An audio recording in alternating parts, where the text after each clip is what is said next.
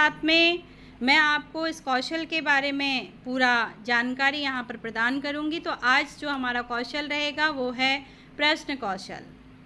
प्रश्न कौशल से पहले आप सभी ने देखा कि आपको बताया गया था प्रस्तावना कौशल के बारे में।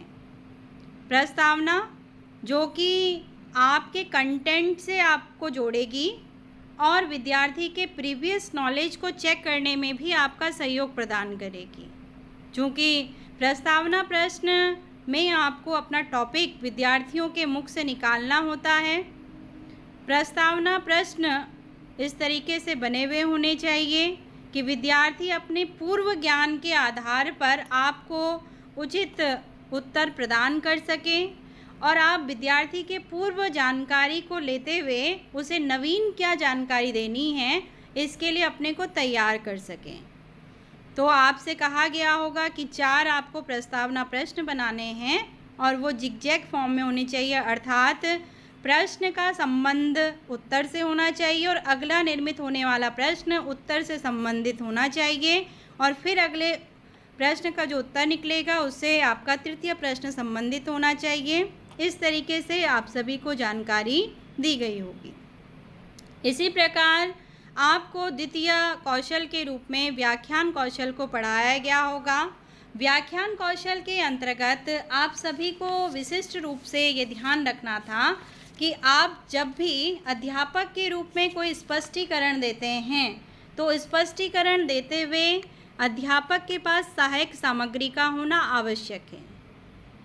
जो प्रस्तावना कौशल के द्वारा आपने टॉपिक विद्यार्थियों से निकाला है, अब उस टॉपिक पर आपको अपना व्याख्यान देना है और व्याख्यान शुरू करते हुए अध्यापक को कभी भी इस तरीके से प्रवचन नहीं देने हैं या वो सीधे ही मौखिक रूप से विद्यार्थियों से वार्तालाप नहीं करेगा या कनेक्ट नहीं होगा।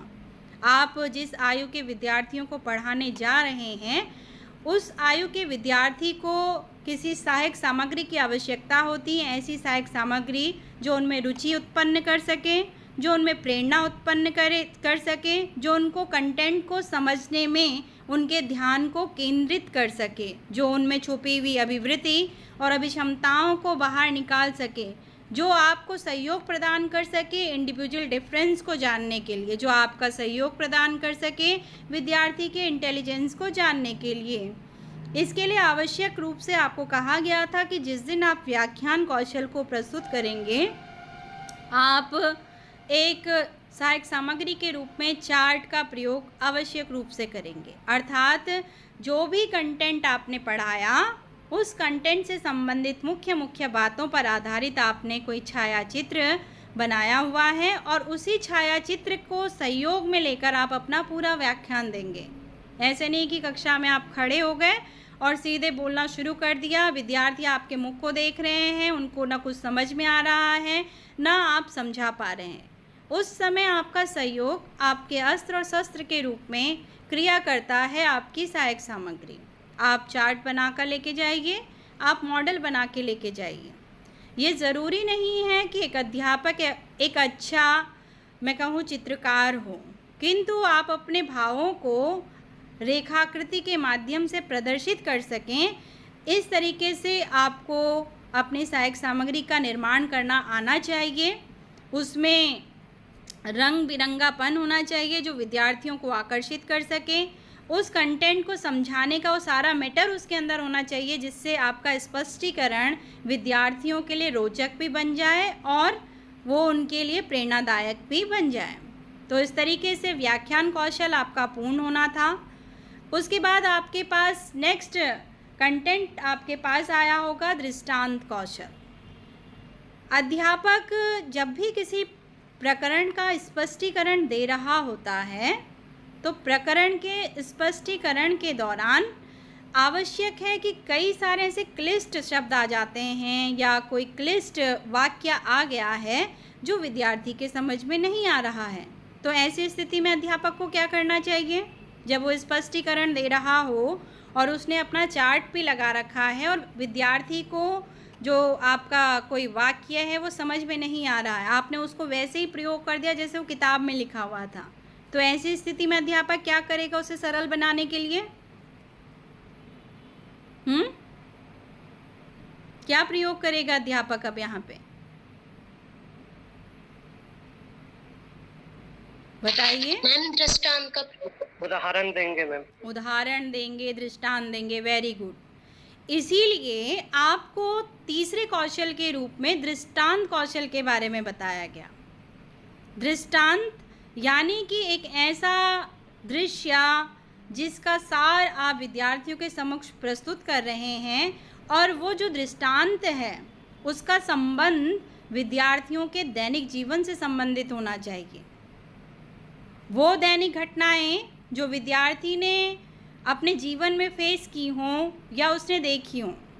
आप सब हरिद्वार में रह रहे हैं, आपने हरिद्वार के बाहर कोई क्षेत्र नहीं देखा हुआ है, तो आपको दृष्टांत हरिद्वार के क्षेत्र का बाहर का लेना चाहिए या हरिद्वार का ही लेना चाहिए? उदाहरण आपको हरिद्वार का ही देना चाहिए, हरिद्वार के बाहर का देना चाहिए? हरिद्वार का। हरिद्वार का। हरिद्वार का मैम। क्योंकि विद्यार्थी उस स्थिति से क्या हो पाएगा, भली भांति परिचित हो सकता है। अब आप देख रहे हैं आजकल मौसम का परिवर्तन बहुत ज़्यादा हो रहा है।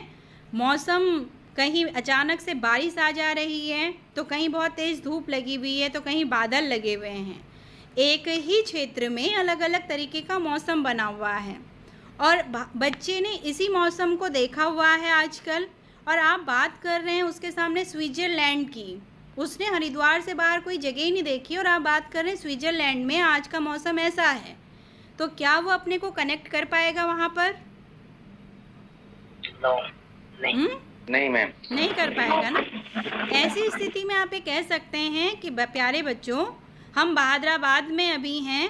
बहादुराबाद में आप देख रहे हैं हल्की हल्की धूप लगी हुई है, लेकिन जैसे ही हम चलकर जटवाड़ा पुल तक जाएंगे तो आप देखेंगे जटवाड़ा पुल से जो भी बच्चे सुबह स्कूल के लिए आए होंगे तो सुबह बारिश हो रही थी। अब वो जो बच्चे कहाँ से आए हैं, जटवाड़ा पुल से आए हैं, वो क्या करेंगे, वो सिर हिलाना शुरू कर देंगे, जी गुरुजी सुबह बहुत तेज़ बारिश हो रही थी और पैरों घुटने तक पानी आ रखा था और हम भीग भी गए थे। बच्चे ऐसा बोलेंगे कि नहीं बोलेंगे? जी।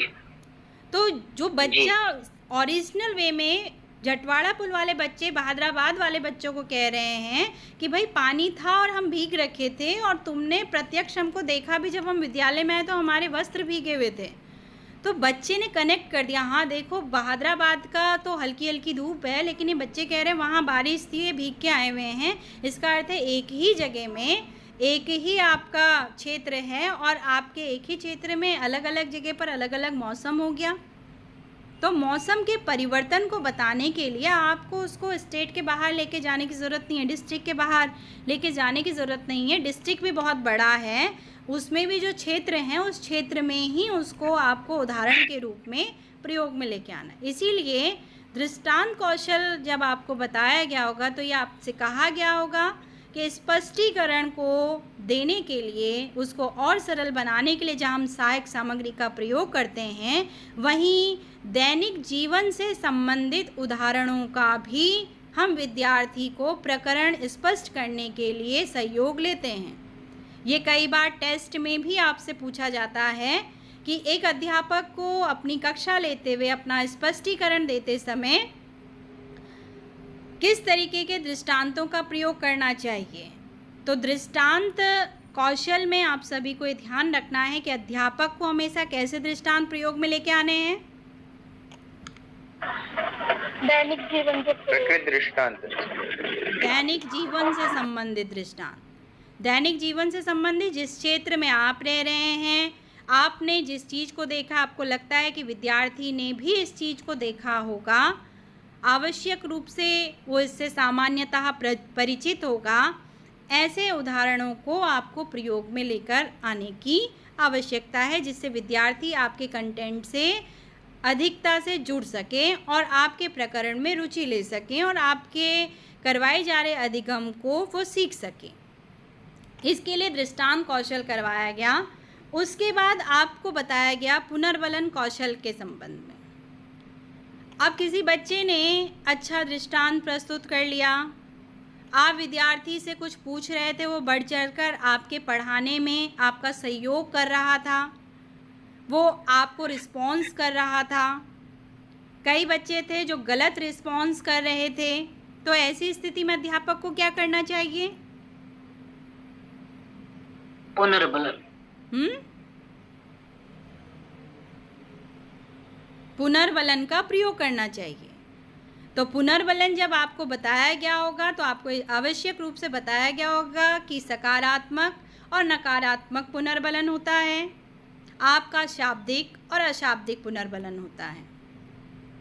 आपको आवश्यक रूप से कक्षा के इंटरेक्शन के दौरान जब विद्यार्थी कक्षा में सहयोग प्रदान कर रहे हैं तो आप चाहें तो शाब्दिक और आप चाहें तो अशाब्दिक पुनर्बलन से विद्यार्थी को अपने प्रकरण से जोड़ सकते हैं। ज़रूरी नहीं है कि कक्षा शोर कर रही है और आपको चिल्लाना पड़ जाए कि चुप हो जाओ।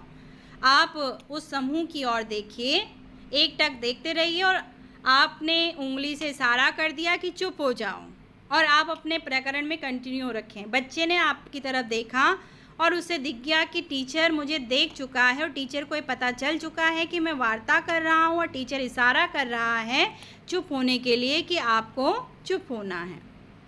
आप कई बार विद्यार्थी को कक्षा में अगर बहुत अधिक हो गया तो आपने उसको क्या किया, नेगेटिव पुनर्बलन के रूप में उसको जाके थप्पड़ नहीं मार देना है, बल्कि आप उसको क्या कीजिए, समझाइए। उसको आप हल्का फुल्का डांट सकते हैं वहाँ पर, लेकिन इस तरीके की शब्दावली भी आपके द्वारा प्रयोग नहीं होनी चाहिए जो विद्यार्थी के मन और मस्तिष्क पर क्या करे, आपका गलत प्रभाव डाले या वो शिक्षा से विमुख हो जाए या शिक्षा विद्यालय आना छोड़ दे।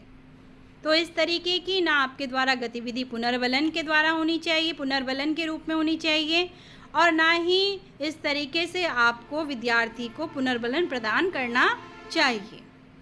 आप उसे कह सकते हैं कि कक्षा में आपका ध्यान नहीं है, कक्षा के प्रकरण के प्रति आप ध्यान दीजिए।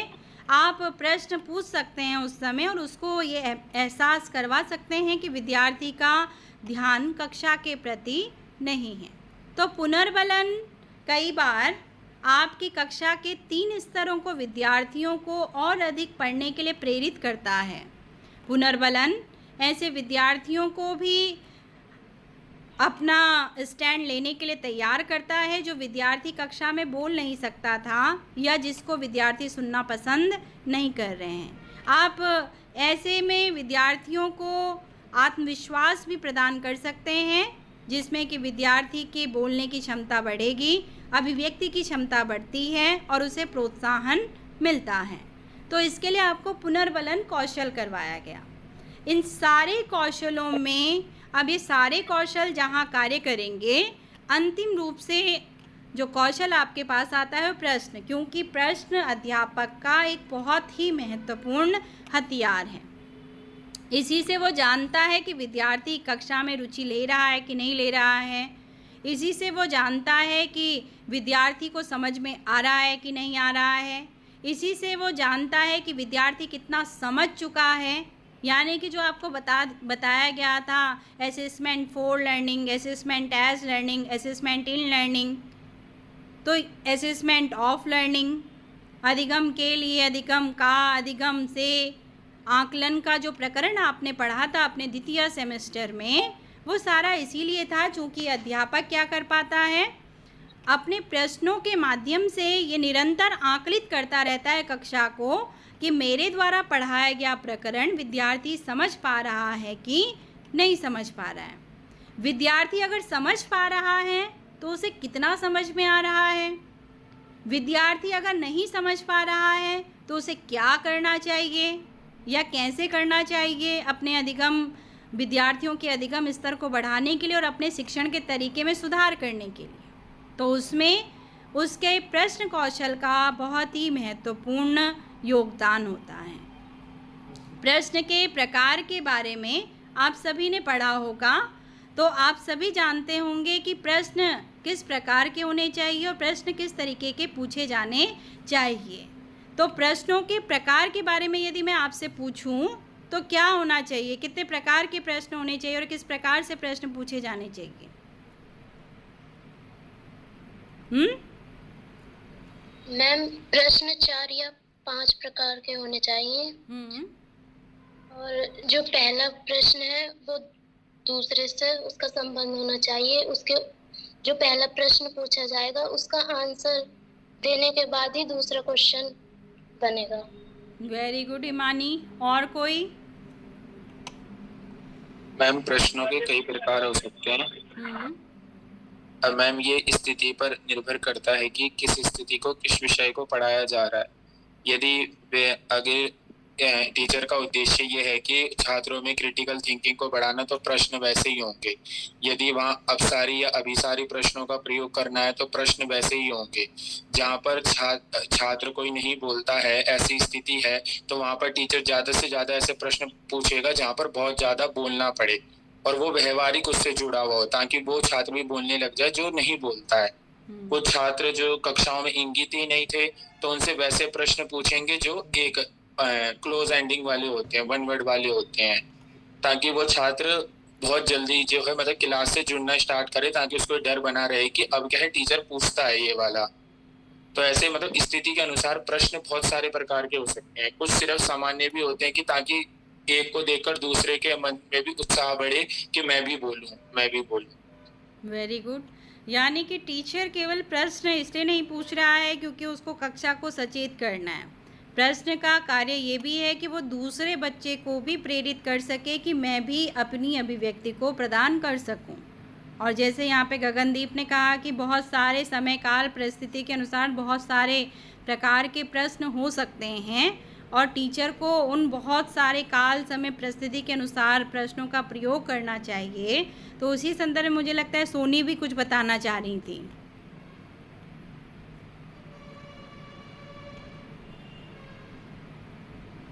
सोनी जी मैम। बताओ। हाँ जी मैम। नमस्ते मैम। अंतिम प्रश्न जो होता है वो समस्यात्मक होता है और पहला जो दूसरा प्रश्न होता है वो मतलब आपस में संबंधित होते हैं। तो अंतिम प्रश्न को हमें समस्यात्मक रखना है और जो उससे पूर्व के प्रश्न हैं वो विद्यार्थी की पूर्व अभिव्यक्ति को प्रस्तुत कर सके, इस तरीके के प्रश्न का निर्माण किया जाना चाहिए। कोई और बच्चा बताना चाहता है?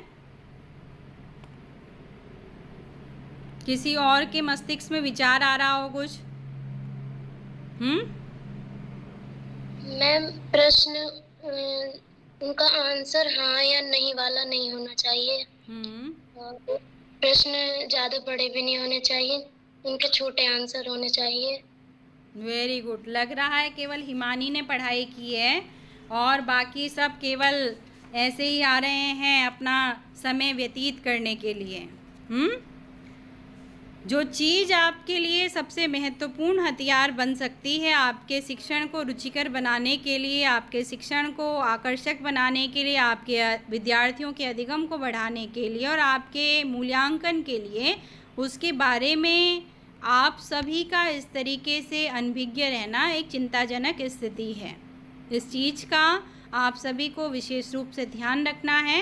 एक अध्यापक होने के नाते इस प्रकरण पर विशेष ध्यान दीजिएगा और जो भी महत्वपूर्ण बातें आज की कक्षा में आप सबको बताई जा रही हैं उन सारी बातों का आप विशिष्ट रूप से क्या करेंगे, श्रवण करेंगे और उसे अपने ध्यान में रखने का प्रयत्न करेंगे। तो ध्यान में रखने का आप सभी को प्रयत्न करना है। ठीक है।